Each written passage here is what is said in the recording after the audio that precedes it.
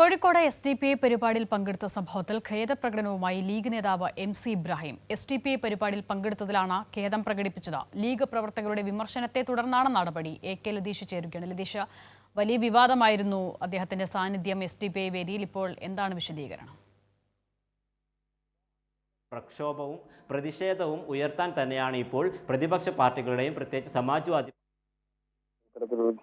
പ്രകടനം നടത്തിയിരിക്കുന്നത്.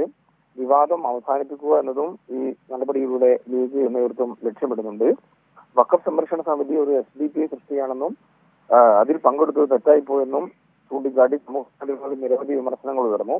ഇക്കാര്യത്തിൽ ജാഗ്രത കുറവ് പറ്റിയിട്ടുണ്ടെന്ന് സുഹൃത്തുക്കൾ ചൂണ്ടിക്കാട്ടി ഇങ്ങനെ ഒരു ആശയക്കുഴപ്പം സംഭവിക്കുകയും വിവാദ സാഹചര്യം സൃഷ്ടിക്കപ്പെടുകയും ചെയ്തതിൽ താൻ നിർവ്യാജം കേൾക്കുന്നു എന്നാണ് MC വടകര എന്നറിയപ്പെടുന്ന MC ഇബ്രാഹിം പ്രസ്താവനയിലൂടെ വ്യക്തമാക്കുന്നത്.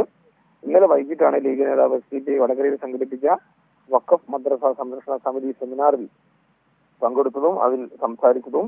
ഇതിന് പിന്നാലെ വലിയ വിമർശനം ലീഗ് പ്രവർത്തകരുടെ ഭാഗത്തുനിന്നും സമൂഹ മാധ്യമങ്ങളിലൂടെ ഉണ്ടായി. ഇതേ തുടർന്നാണ് ഇപ്പോൾ ലീഗ് നേതൃത്വം തന്നെ ഇടപെട്ടുകൊണ്ട് ഇദ്ദേഹത്തിനെ കൊണ്ട് ഖേദപ്രകടനം നടത്തിച്ചിരിക്കുന്നതെന്നാണ് നമുക്ക് മനസ്സിലാക്കാൻ കഴിയുന്നത്. AK ലതീഷാണ് വിവരങ്ങൾ നൽകിയത്.